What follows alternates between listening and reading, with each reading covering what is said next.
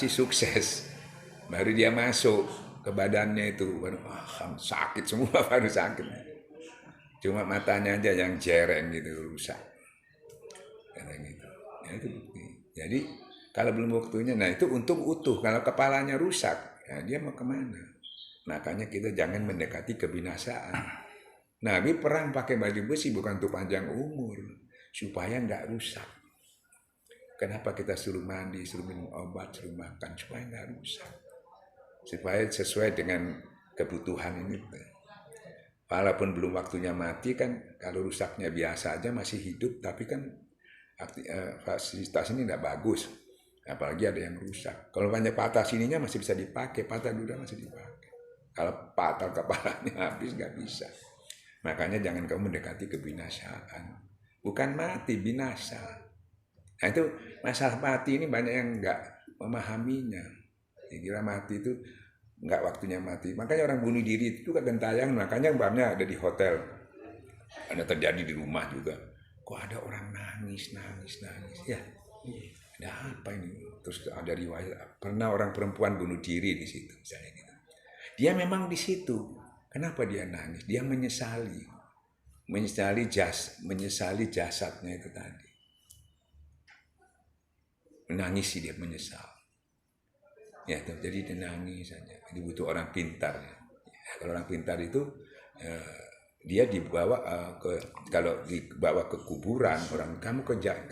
Kalau ada di kuburan dia ngikuti jasadnya. Makanya katanya kuburan banyak hantu itu karena dia ngikuti ke sana. Menyesali jasadnya itu tadi rusak. Ini ilustrasi saya waktu saya fana. Makanya sulit kalau mau ditulis. Tapi saya berani kalau ada yang mau diskusikan, mau mencari ke dasarnya, dalilnya silakan. Kenyataannya gitu. Nah makanya itu yang dipanggil oleh dukun-dukun itu tadi. Ruhnya orangnya dipanggil itu bisa. Tapi kalau asli mati kan tidak bisa dipanggil.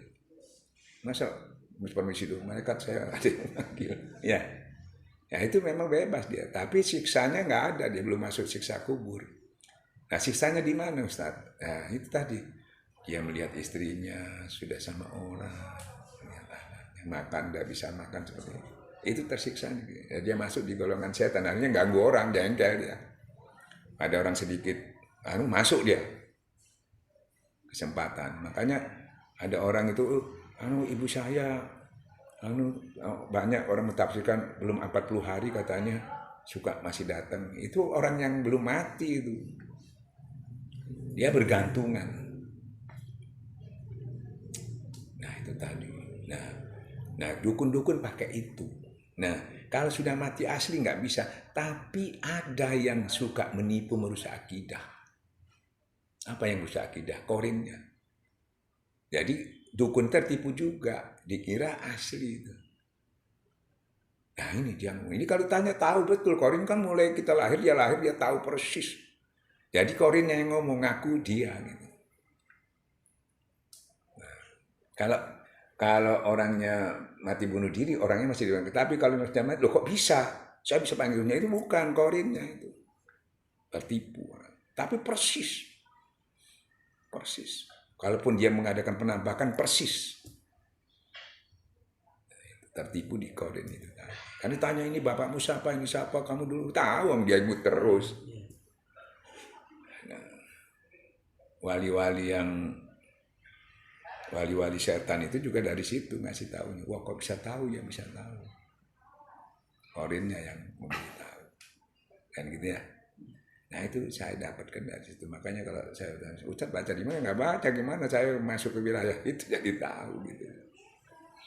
Nah, saya nggak pernah baca kitab, saya nggak bisa gimana. Tapi saya banyak hal-hal yang kontroversial yang nggak jelas, insya Allah.